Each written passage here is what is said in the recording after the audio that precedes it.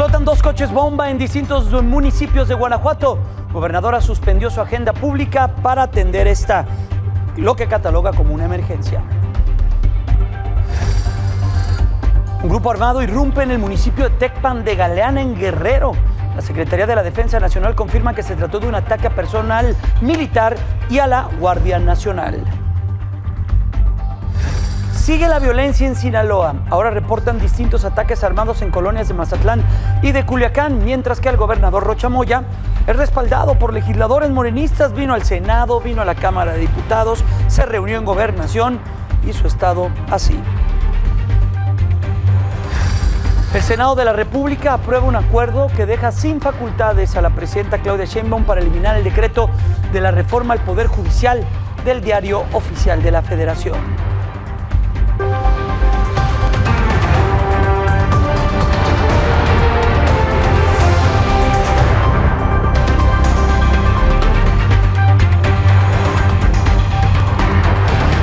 Bienvenidos a Milenio Noticias de las 19 horas. Los saluda Jaime Núñez. A nombre de mi compañera Selene Flores, la titular de este espacio informativo, le agradezco su preferencia. Le invito a que nos acompañe para que, junto con nosotros, se entere de las historias, de las noticias, de todo lo que ha ocurrido prácticamente este jueves. Y vamos con temas de seguridad y el muy complejo momento que vivieron varias entidades de la República. Comenzamos en Guanajuato. Ahí tuvo un violento amanecer por el estallido de coches bomba en dos municipios de esta entidad. El primero de estos ataques ocurrió en el municipio de Acámbaro, cuando uno de estos artefactos explotó a las afueras de la Secretaría de Seguridad Municipal, que se ubica en la avenida Río Colorado. Esto está muy cerca de la zona, una zona residencial de aquella región del municipio. Estamos hablando que eran casi las 7 de la mañana cuando la explosión irrumpió en ese barrio. La dependencia informó que derivado de estos hechos, 3 policías habrían resultado lesionados, entre ellos una mujer oficial que tuvo que ser trasladada a un hospital con heridas graves. Además, se reportaron daños materiales en al menos 4 casas aledañas y 7 vehículos resultaron con afectaciones. El segundo ocurrió en Jerécuaro, donde también estalló un coche bomba. Esto sucedió en la calle de Fray Ángel Juárez, esquina con Callejón de Ocampo. Las autoridades municipales dieron a conocer que luego de esta explosión también fueron incendiados una patrulla de la Secretaría de Seguridad Pública, además de 7 vehículos y 9 locales comerciales. Minutos después de la explosión, allí en esta zona, llegaron efectivos de las fuerzas federales para acordonar el lugar y trasladar también al Ejército Mexicano y a la Guardia Nacional. Por último, la Fiscalía del Estado informó que no hubo heridos por estos hechos. Vamos directamente hasta Guanajuato con mi compañero Jesús Padilla, corresponsal de Milenio en esta zona. Danos los detalles y lo que ha ocurrido a lo largo de estos últimos minutos. Jesús, te saludo. ¿Cómo te encuentras? Muy buenas noches. Gracias, Jaime. Muy buenas noches y buenas noches al auditorio. Efectivamente, ha habido una intensa movilización de parte de elementos del Ejército, de la Guardia Nacional, también de las policías estatales y las municipales en estos dos municipios de Jerécuaro y de Acámbaro, localizados al sur del estado de Guanajuato. Te comento que durante todo el día hubo operativos en la zona por parte de estas corporaciones policíacas. Están buscando a los autores de estos ataques terroristas, como lo han definido algunas autoridades municipales. Te comento que durante todo el día estuvieron patrullando por todas las calles y todos los rincones de estos dos municipios que están separados por 35 kilómetros, son municipios vecinos aquí en el estado de Guanajuato. Elementos de la Guardia Nacional principalmente y del Ejército, también en los caminos estatales y también en los caminos federales hubo operativos, incluido con el apoyo del helicóptero de las Fuerzas de Seguridad Pública del Estado. Hasta este momento no se ha informado la detención de alguna persona relacionada con estos hechos. Lo que sí ya están analizando son todas las cintas de video de los inmuebles y también de las avenidas aledañas a la zona centro de Jerécuaro, donde ahí se registró este ataque alrededor de las 6 de la mañana. Afortunadamente es lo que dicen las autoridades, porque no había todavía movimiento en este lugar, pero sí causó un estruendo importante que despertó prácticamente todo el municipio y se podía ver una columna de humo porque una patrulla ahí quedó reducida a cenizas, además de otros 7 vehículos quedaron con muchos daños, además de varias casas y negocios. Y bueno, pues también lo mismo ocurrió en el municipio de Acámbaro, donde pues los elementos policíacos y del Ejército Mexicano y la Guardia Nacional, la verdad se veían en todas las zonas de este municipio. También te comento que hace algunos minutos ya terminó la reunión que sostuvo la gobernadora Livia Denisse García Muñoz Ledo con las alcaldesas tanto del municipio de Acámbaro, Claudia Silva, y también con la del municipio de Querétaro, quien es Isabel Acevedo. Y bueno, pues quedaron en que iban a continuar con estas operaciones ahí en este municipio. También acordaron pues que a estos 3 elementos que resultaron lesionados, 2 de ellos ya se encuentran fuera de peligro, y una policía más todavía está hospitalizada y se encuentra grave. Es el último reporte que tenemos. Van a recibir todo el apoyo. También se acordó que todas las personas que sufrieron daños en sus fachadas, principalmente en sus domicilios y en sus negocios, también van a recibir ayuda del gobierno. Y también se informó hace algunos minutos que además de la Fiscalía de Guanajuato, también la Fiscalía General de la República está iniciando ya la integración de una carpeta de investigación, pues debido a que fueron explosivos los que se utilizaron allí en la zona, y también van a coadyuvar en las investigaciones para dar con el paradero de estos presuntos delincuentes, o de los delincuentes que provocaron estos ataques, este doble ataque terrorista casi a la misma hora cuando amanecía en el estado de Guanajuato. Hasta el momento solo hay una línea fuerte de investigación y se debe a la detención de 3 jóvenes, que esto ocurrió el pasado lunes, que pertenecen a un grupo delictivo local y que pues ellos, jóvenes de 17, 18 y 19 años, se enfrentaron a la policía y después fueron detenidos en 12 radios en esa misma carretera que va del municipio de Acámbaro a Querétaro, sí. Pero hasta el momento no ha habido todavía alguna versión oficial, Jaime. Perfecto, Jesús, pues atento para lo que vaya a derivar de las investigaciones. Importante señalar que el gobierno de Guanajuato emite el comunicado de prensa número 032, donde dice que los hechos ocurridos en Acámbaro y Querétaro no van a frenar el trabajo para traer la paz a Guanajuato. Declaración de la propia Livia Denisse, que por cierto, Jesús, hace apenas unos días estuvo reunida aquí con la presidenta Claudia Sheinbaum para hablar de los temas tan sensibles que tienen que ver con la seguridad allá en la entidad. Jesús, gracias, y muy pendiente de la evolución en esta investigación. Gracias, Jaime. Muy buenas noches y buenas noches al auditorio. Hasta pronto. Ante estos actos, tanto la gobernadora Livia Denisse como la presidenta Sheinbaum reaccionaron en su cuenta de X. La gobernadora de Guanajuato reiteró que su prioridad es la pacificación de la entidad. Ahí lo vemos en pantalla. Anunció el despliegue de un operativo de fuerzas especiales por aire y por tierra, con apoyo de policías de ambos municipios, tanto de Acámbaro como de Querétaro. Además, convoca una reunión de seguridad con las presidentas municipales. Esto ya se dio, ya nos lo acaba de decir nuestro compañero Jesús Padilla. Por su parte, también señala que la Secretaría de la Defensa Nacional está coadyuvando, están ahí también miembros de la Guardia Nacional, la Fiscalía Estatal y de la Fiscalía, mientras que la presidenta Claudia Sheinbaum informó que ya se está investigando estos hechos. Lo dijo esta mañana en la conferencia de prensa. Se informó en el Gabinete de Seguridad y se está en el proceso de investigación. Y de inmediato, pues el Gabinete de Seguridad toma este hecho y de inmediato va a investigar, y por supuesto la Fiscalía General de la República. Va a dar resultados la estrategia de seguridad, y es una estrategia que consiste en 4 ejes, y estamos todos los días, tenemos reuniones permanentes, y cuando se presentan casos como los que se han presentado, se define cuál es la estrategia, cómo se fortalece y se trabaja. Y vienen también las reformas que planteamos.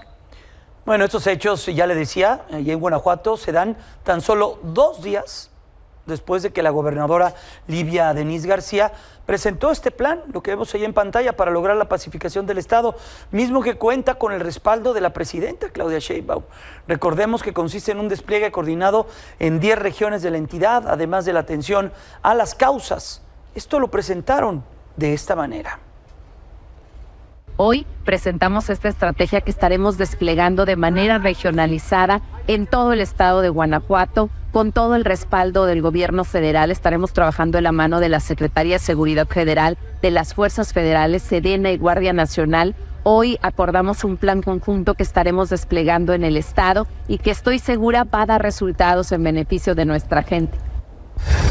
Bueno, después de este mensaje, hace 2 días, vemos lo que ocurrió hoy en la mañana, un abierto desafío de los grupos delincuenciales en aquella región. Y ahora del centro del país, del centro geográfico del país, nos vamos a la costa, a la parte de Guerrero. La madrugada de este jueves un grupo armado irrumpió en el municipio de Tecpan de Galeana. Ahí se desató el pánico entre los habitantes. Esto obligó a que las escuelas incluso suspendieran sus actividades.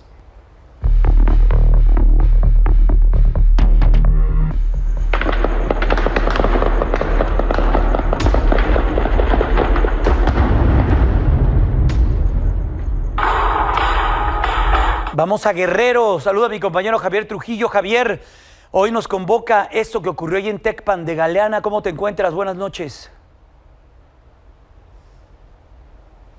Vamos a recuperar la comunicación con mi compañero Javier Trujillo. Es importante pues señalar lo que ocurrió prácticamente a un año del golpe de Otis. Ayer apenas hablábamos con él de lo duro que está viviendo pues esta parte de la República Mexicana, quizá esto alejado de los embates de la naturaleza, pero no lejano de los embates que tiene que ver con los grupos criminales. Lo que estamos viviendo en esa región ciertamente es de llamar la atención. No de ahorita, desde hace ya varios meses llama mucho la atención. Incluso la propia iglesia ha intentado sentar a los grupos delincuenciales para que esto deje de estar ocurriendo, para que la sociedad civil deje de ser la principal afectada. Hemos escuchado declaraciones de clérigos, miembros de la iglesia y otras agrupaciones de la sociedad civil, como también hemos escuchado propias declaraciones tanto del gobierno estatal que encabeza Evelyn Salgado, como de los varios fiscales y autoridades de seguridad pública a nivel estatal que no logran dar con una solución de largo plazo para que estas familias y estos cientos de personas que se han visto pues involucradas, no de manera directa, de manera indirecta en su vida cotidiana, pues cesen estos actos de hostilidad. A través de un comunicado, la propia Secretaría de la Defensa Nacional aclaró que sobre estos hechos, explicó que se trató de una agresión a personal militar, incluso también de la Guardia Nacional. Añadieron que los hechos ocurrieron sobre la carretera municipal que conduce al poblado de El Moreno. Informó que el saldo de estos hechos fueron 2 muertos y 4 personas heridas. Esto es lo que se tiene como un parte oficial. Había otras versiones que todavía no están, que se están por confirmar. Ya veremos qué es lo que dice la propia autoridad en este sentido.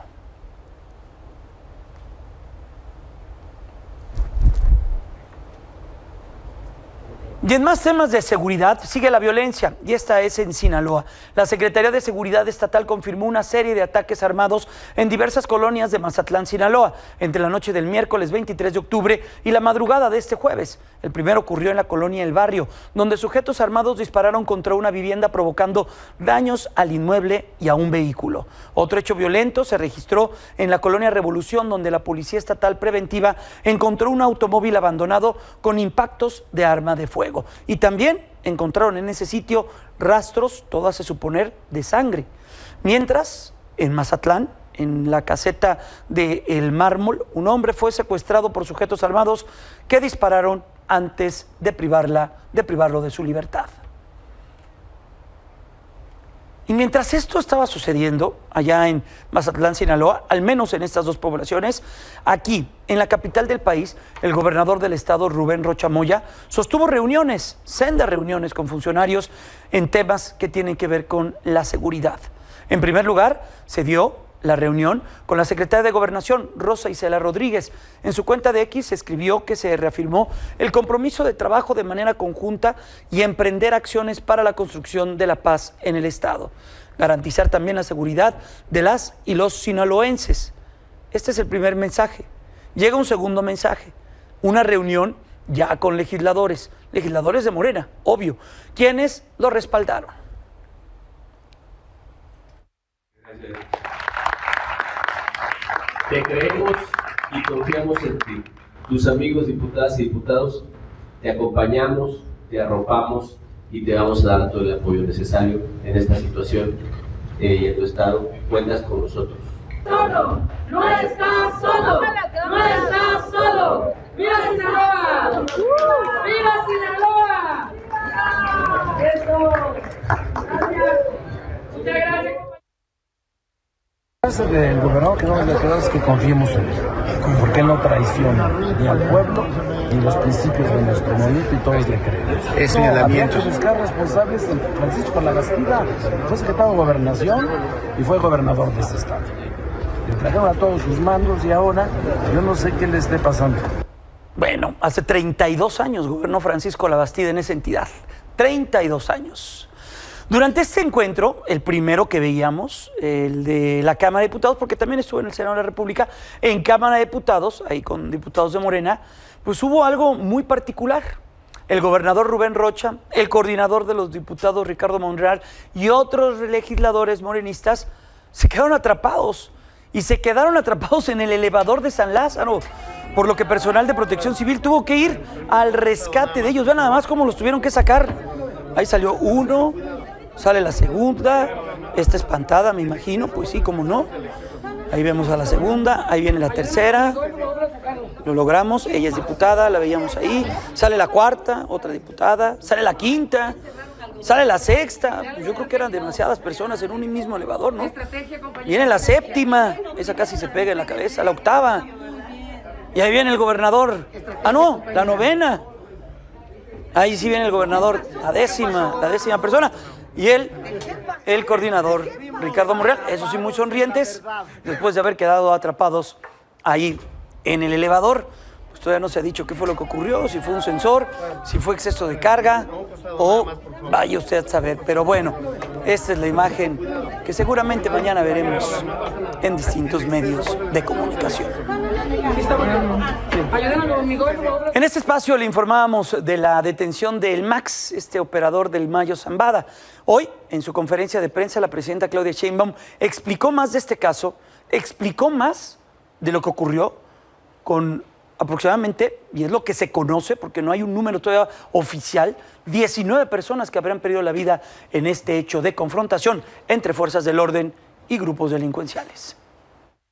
Fue una detención y ahí hubo ataque pues a las Fuerzas Armadas que iban a detener a este delincuente y se respondió dentro del marco de la ley. Toda acción de este tipo, en donde hay personas que pierden la vida, más allá de si son presuntos delincuentes o no, siempre hay que proteger la vida de las personas, siempre son investigadas y hay un proceso que se sigue necesariamente. Entonces, si quieren que se informe claramente, son las dos, tanto dentro de las propias fuerzas, dentro de la Secretaría de la Defensa Nacional, tienen sus propios mecanismos de investigación y si es necesario pasa a la Fiscalía. La instrucción que hemos dado, y es la política, es la estrategia del Gabinete de Seguridad, es que no haya enfrentamientos, no vamos a regresar a la guerra contra el narco. Vamos a cambiar de información. Esta tarde se registró un fuerte incendio al interior de una de las plazas pues, más significativas y reconocidas del municipio de Ecatepec. Me refiero a Las Américas, ahí en el Estado de México. Estos hechos ocurrieron alrededor de las 11 de la mañana y todo dicen que comenzó presuntamente en una tienda de zapatos. Después se extendió a una tienda Sanborns, lo que derivó en desalojar a por lo menos 400 personas. 400 personas tuvieron que ser evacuadas de esa zona. Hasta el momento no se tiene reporte de ninguna persona herida o muerta, pero sí se atendieron al menos a 6 personas que resultaron con intoxicaciones. También hubo pérdidas materiales.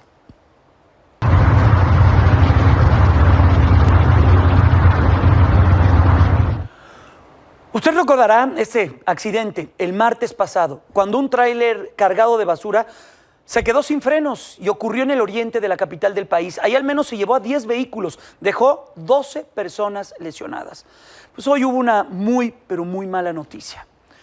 De estas 12 personas, 2 tuvieron que ser hospitalizadas. Una de ellas, el día de hoy, se conoció, había sido diagnosticada ya con muerte cerebral.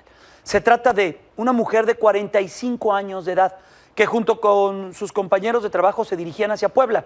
Sin embargo, al momento de este accidente quedó prensada en uno de los automóviles y hoy su familia exige justicia. Ella ya, ahorita ya no está con nosotros, se puede decir. y pues nada más en la espera. Ella ahorita con un tubo es la que hace que respire, que trabaje su corazón, pero sin ese tubo pues mi hermana ya no estaría aquí con nosotros. Hay que platicarlo y quedar con la familia, llegar a un acuerdo y a ver qué pasa. Ya tuvieron un acercamiento con la empresa bueno, ahora sí que es responsable del accidente. Ya les dijeron que tenían que pues, ofrecerle el perdón al conductor para poderlo operar o algo así. Nosotros lo que queremos es justicia y que llegar a las últimas consecuencias. Vaya historia. Vamos a ir a una pausa comercial, vamos a regresar con toda la información sobre la reforma al Poder Judicial, el Consejo de la Judicatura, el INE, las actividades de los juzgados, todo eso y mucho más cuando regresemos. Bueno, vamos con temas que tienen que ver con la reforma al Poder Judicial. Anoche, el Consejo de la Judicatura, ya no le alcanzamos a dar esta información, pero ordenó a los trabajadores del Poder Judicial reanudar actividades a partir de jueves, de este día. Todos los juzgadores y tribunales del país deberían tener esta actividad. Ante esta decisión, los titulares estaban obligados a dar cumplimiento a las disposiciones en materia administrativa, entre otras, el control de asistencia, a fin de garantizar el óptimo funcionamiento de la impartición de justicia. Además, las áreas administrativas deberían aplicar la normativa vigente a las personas que decidan no asistir a trabajar, o sea, descontarles el día. Hoy, trabajadores del Poder Judicial acusaron que el Consejo de la Judicatura ha sido tomado por el oficialismo. Esa es la versión que tienen al interior del propio Consejo. Y esta mañana, la Asociación Nacional de Magistrados de Circuito y Jueces de Distrito del Poder Judicial anunció que van a regresar a las actividades no hoy ni mañana, va a ser hasta el próximo lunes 28. 28 de octubre será cuando, luego de una votación en los circuitos judiciales del país, se tomó esta decisión. A través de un comunicado se explica que la decisión obedece a la determinación libre y autónoma de los juzgadores en beneficio de la población, pero manteniendo en todo momento formas legítimas de protesta y de resistencia. Añadió que en esta lucha las personas juzgadoras van a mantener en todo momento formas legítimas de protestar. También solicita al Consejo de la Judicatura Federal asumir el papel de órgano de administración y respeto a la autonomía e independencia de esta judicatura. Sin embargo, la suspensión de labores va a continuar en el Palacio de Justicia de San Lázaro. Así lo dieron a conocer los propios trabajadores. Y después de una ardua discusión en las que se escucharon los más diversos puntos de vista sobre esta medida, llegamos a la conclusión de que aún no hay condiciones para regresar a trabajar en el edificio de San Lázaro. Esta decisión solo es del edificio de San Lázaro, así se han estado reuniendo en todos los demás edificios, ahí sí no tengo información. Refrendamos la postura que hemos venido sosteniendo hasta el día de hoy, de subsistir y de persistir en esta resistencia. En medio de este debate, trabajadores del Poder Judicial de todo el país decidieron mantener las suspensiones de labores dentro de los juzgados del país. Esto en protesta a la reforma al Poder Judicial. Mire, esto allá en Coahuila, la jueza María Inés Hernández expresó su profunda preocupación y también lamentación por las decisiones de varios magistrados y jueces. ¿De qué? De adelantar su jubilación. Todo esto en medio de la crisis judicial. Han estado adelantando su decisión de meter su licencia prejubilatoria y ya están haciendo trámites. Su plan incluso a veces era de continuar 10 años más, porque después de cumplir los requisitos para obtener una pensión del ISSSTE, todavía pueden seguir más siendo la edad última, 75 años. Entonces muchos compañeros sí deseaban continuar laborando, ejerciendo como magistrados, como jueces. Sin embargo, están tomando la decisión de adelantar su jubilación. Mientras que la presidenta Claudia Sheinbaum celebró la decisión del Consejo de la Judicatura, como la del Tribunal Electoral que, pues, recordemos, le dio luz verde apenas el día de ayer al Instituto Nacional Electoral para que continúe con la elección judicial. Significa que continúa el proceso electoral por parte del Instituto Nacional Electoral para la elección de jueces, juezas, magistrados, magistradas, ministros y ministras del Poder Judicial. Y por otro lado, lo del Consejo de la Judicatura ordena que inicie las actividades de jueces, juezas, magistrados, magistradas del Poder Judicial de la Federación. Importante y un reconocimiento realmente, porque es una decisión del pueblo de México, la reforma constitucional al Poder Judicial, y esta continúa. Me parece muy bueno que dé certidumbre en este proceso.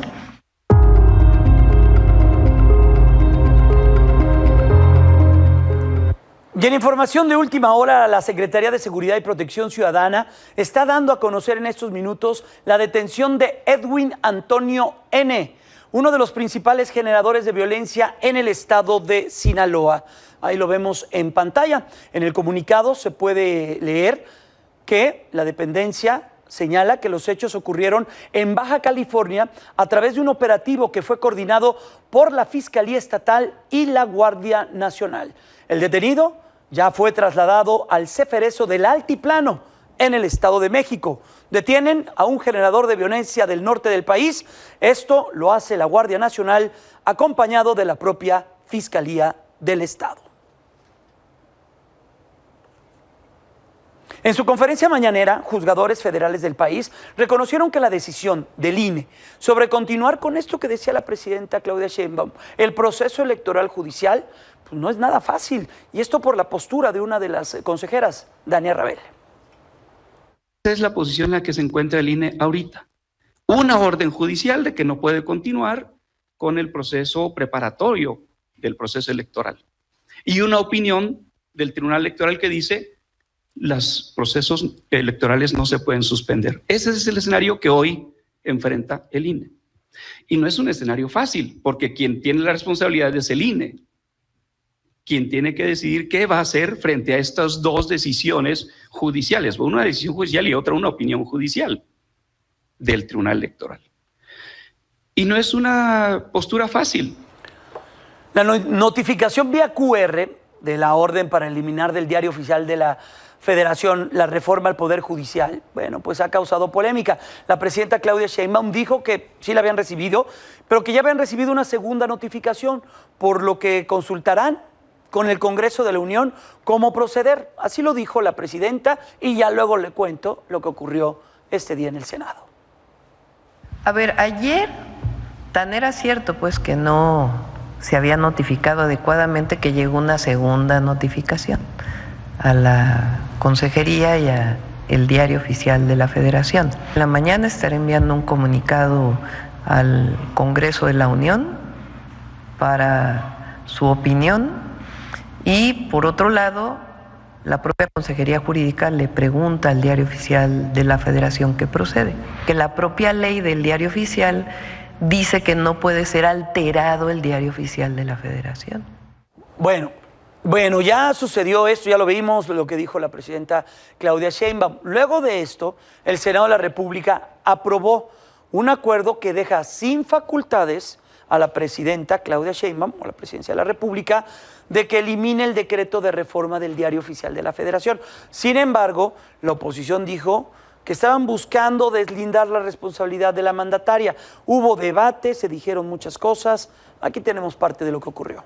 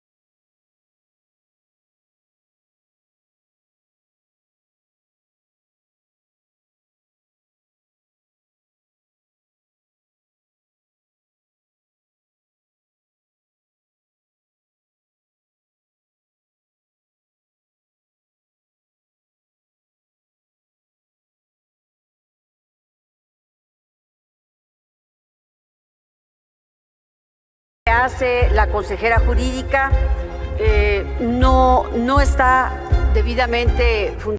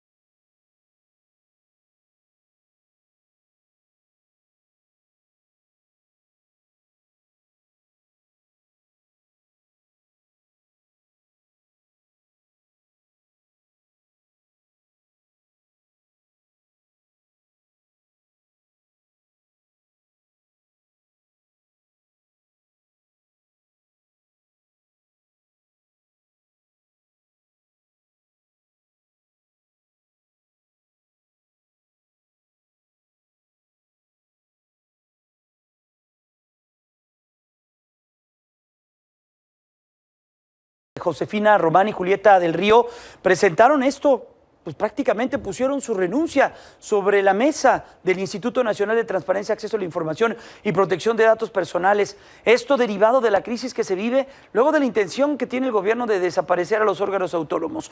Ambas comisionadas revelaron pues una plática y alguna reflexión que han tenido a lo largo de los últimos meses. Julieta del Río, quien toma la palabra, señaló lo siguiente. Escuchemos con atención cómo lo dijo. Estamos dispuestos a la reestructura. Estábamos en una sala y Josefina Román llegó y nos dijo, compañeros, pues está crítica la situación y yo les voy a hacer una propuesta. Vayamos renunciando, para que si el problema somos los comisionados, que realmente no somos los comisionados, pero vayámonos, ¿no? Y Josefina fue la primera, hay que decirlo, que puso la renuncia sobre la mesa.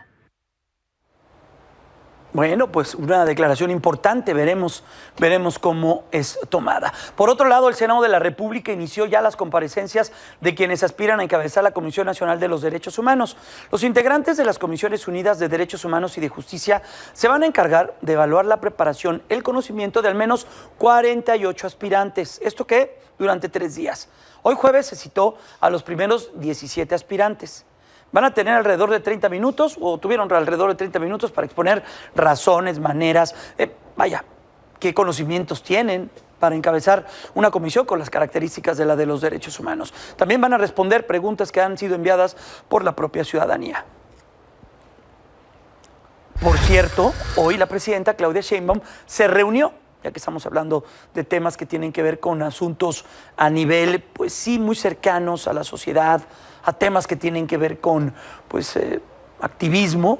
Se reunió con la activista pakistaní y Premio Nobel de la Paz, hablando de los derechos humanos, Malala Yousafzai.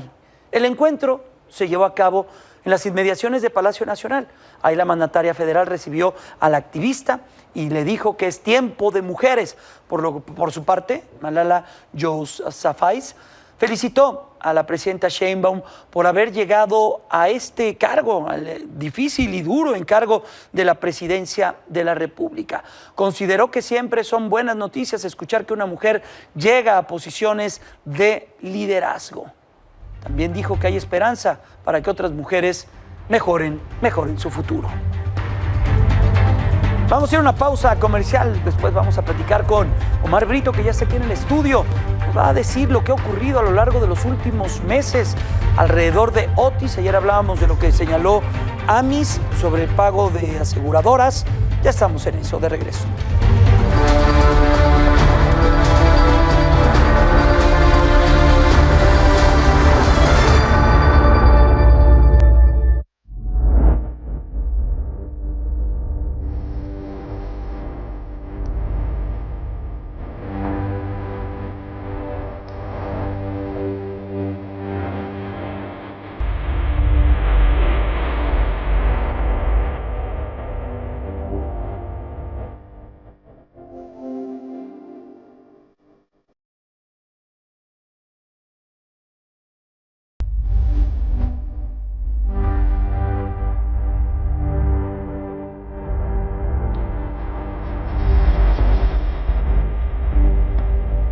Estamos desesperados, por favor, ayúdenos, por favor, de verdad.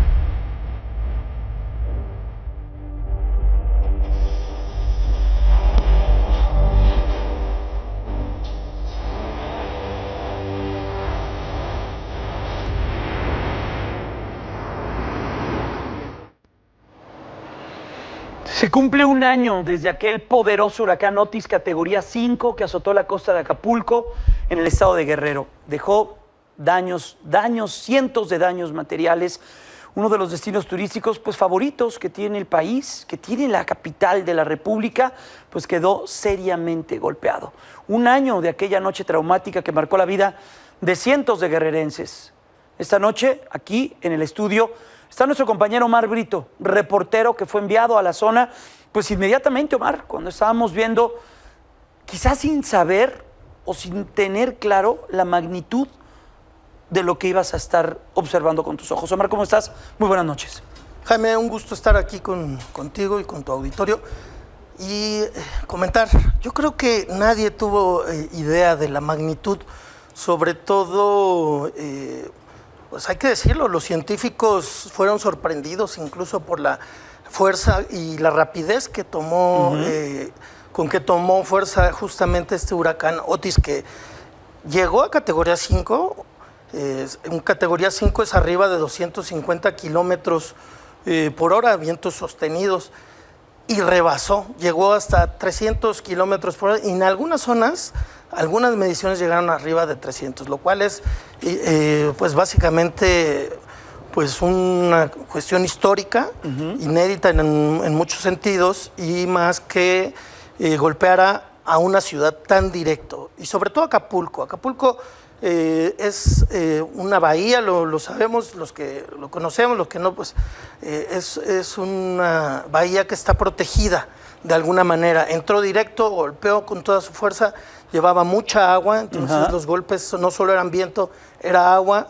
Te lo puedo decir, por la noche del otro día todavía los hoteles, los grandes hoteles, condominios, continuaban escurriendo de la inundación de arriba para abajo, para darnos una idea un poco y de la magnitud de la fuerza y del agua, pero también de lo que provocó pues hasta ahora más de 50 muertes. Hay un juego un poco con las cifras. Nosotros tenemos la cifra de 56 personas muertas y 24 desaparecidos todavía, que se está realizando todavía búsquedas por la Marina, por su familia, por todos los familiares. La mayoría son gente que trabajaba en las embarcaciones, en yates y en la zona de, pues del puerto, básicamente. Fue un huracán destructivo completamente, lo podemos definir muy bien justo en la portada, digámoslo así, de Milenio al otro día, ya el día 26, básicamente. Me pareció una gran portada, devastación categoría 5, no hubo un edificio que no sufriera daños, no hubo una vivienda casi que no tuviera inundaciones. Podría decir que no hubo una zona incluso que quedara árboles completos, digamos, ¿no?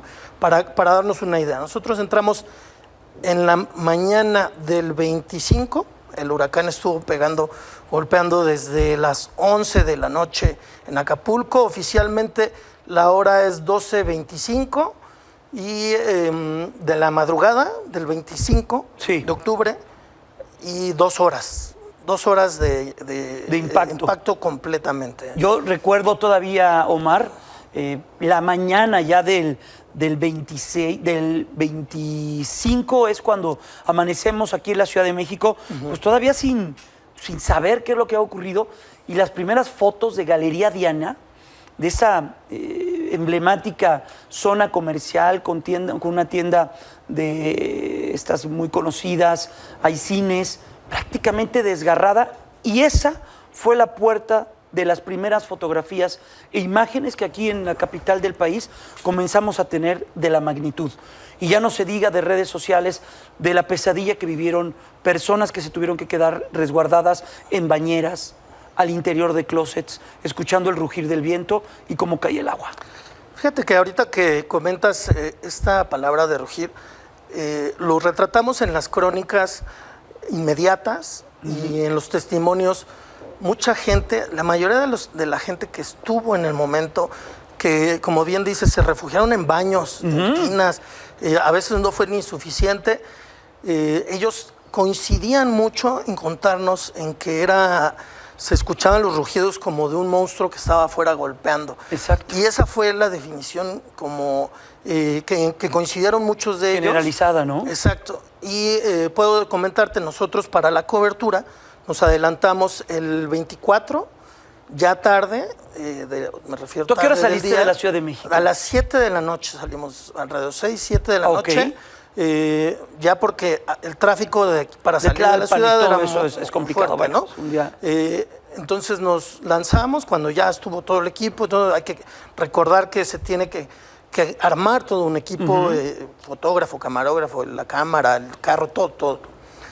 Logramos salir y nos agarra ya el huracán como tal a las pasadas de las 11, cerca de las 11:30, porque estaba pronosticado que golpeara a las 6 de la mañana. Sí. Pero a 11 kilómetros de llegar al maxitúnel, nos detiene y ahí fue donde cayó el deslave, básicamente. Quedamos a 20, 25 metros del deslave y nos agarra ahí pasamos la noche, ahí pasamos el huracán. Realmente hubo 2, 3 momentos que el vehículo en el que íbamos lo movía. Y yo realmente ahí pensé que nos podía voltear. Yo recuerdo todavía que era muy difícil contactarlos. Sí, perdimos contacto toda la noche. Exactamente, Toda era la muy noche. difícil contactar al equipo de reporteros y camarógrafos que se había desplazado para poder tener una cobertura de esa manera. Sí, tuvimos que grabar lo que sucedió en donde pudimos y regresamos a la caseta de Palo Alto. Sí. Ahí logramos levantar señal y es ahí donde ya tenemos contacto con jefatura y todo. Y logramos hacer esta señal y logramos entrar a Acapulco, que también fue muy difícil posteriormente. Y de ahí, bueno, pues vienen todas estas historias que están registradas. Y comentarte nada más, fue impactante entrar y ver Acapulco. Sí, ver Era la una zona devastación de Acapulco fue impactante. Vamos a ver lo que preparaste, Omar, porque te has dedicado a estar recordando, pues, paso a paso lo que ocurrió y la manera en la cual, pues, ha sido lenta esta recuperación, pero sin duda Acapulco necesita de todos y esta es una pieza del propio Omar Brito.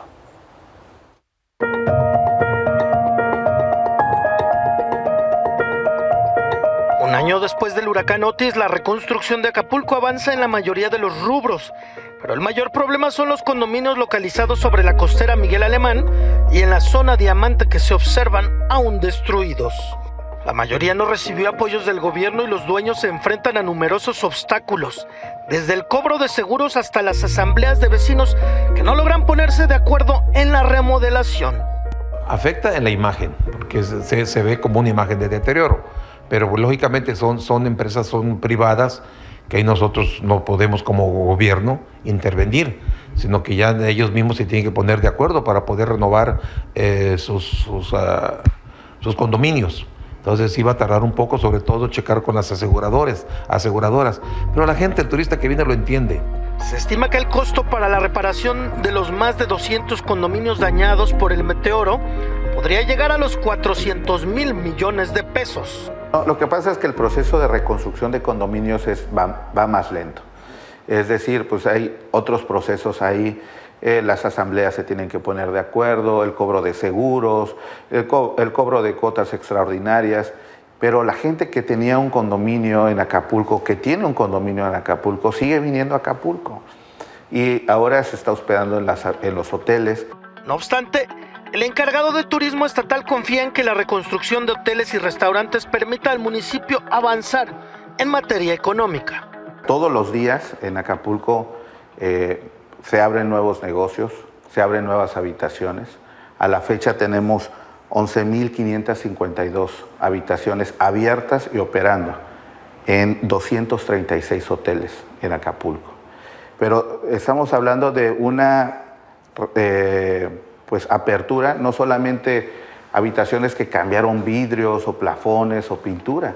Estamos hablando de que hoteles se reconstruyeron o se renovaron completamente.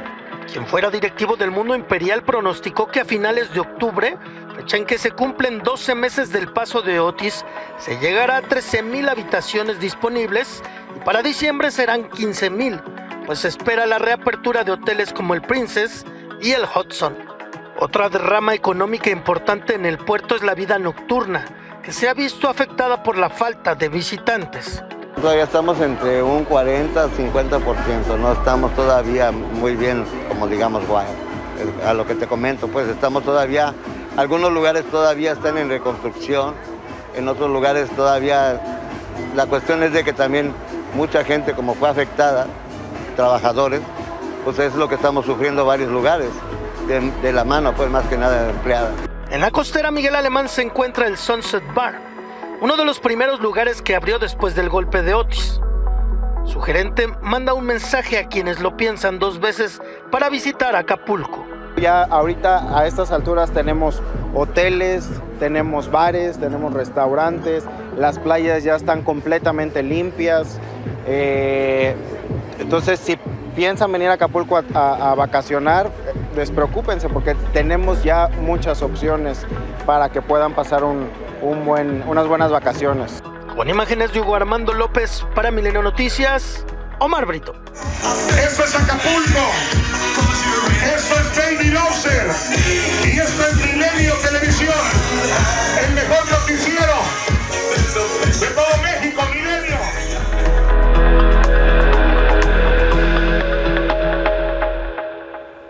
Mira, lo maravilloso de todo esto es que actitud tienen. Ganas tienen de salir adelante. Realmente. Y hay que estar ahí nosotros, pues como chilangos, como los que podemos ir y regresar, ir y apoyar la recuperación turística. Eso es lo que pide sobre todo la gente. Viven del turismo y lo podemos ver, esta serie de reportajes que realizamos, son 5 reportajes, tanto para televisión, para el impreso.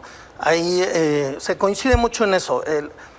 El llamado es que confíen y que vayan a Acapulco. Realmente hay lugar, sí hay manera de llegar.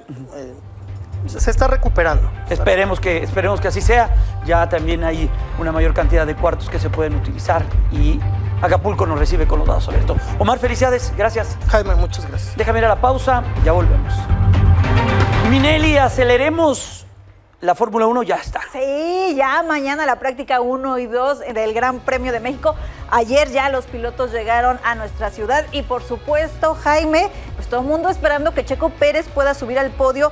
Le ha sido muy complicado al piloto mexicano esta temporada, ha sido muy criticado, pero mira, bueno, para empezar, ahí vemos el casco que va a utilizar, inspirado en la lucha libre, porque esa es otra de las cosas, que recordemos que Checo siempre suele utilizar un casco especial y en esta ocasión se inspiró obviamente en la lucha libre y con los colores de la escudería, es decir, de Red Bull. Precioso el casco, la verdad es que esto siempre llama la atención, ¿no? Cada vez que es el Gran Premio de México. Te decía que subir al podio porque, bueno, tiene 14 carreras que no sube al podio Checo Pérez y la verdad es que pues para él ha sido muy difícil, muy complicado porque le han llovido críticas. Es octavo en el campeonato de pilotos, ¿no? Y eso pues obviamente le está pegando. Sabe que si sube al Gran Premio de México al podio, pues disminuirá un poco más pues toda la tensión que hay alrededor de él.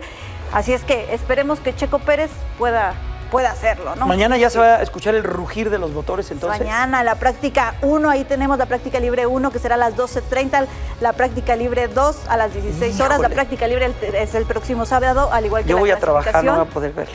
Así es que te estaremos contando. ¿Me cuentas? Yo te cuento. Me cuentas, conste. Ya nos vamos. Claro que Gracias, sí. Minelli. Buenas noches. noches. Quédense con Pedro Gamboa mañana aquí a las 7 de la noche.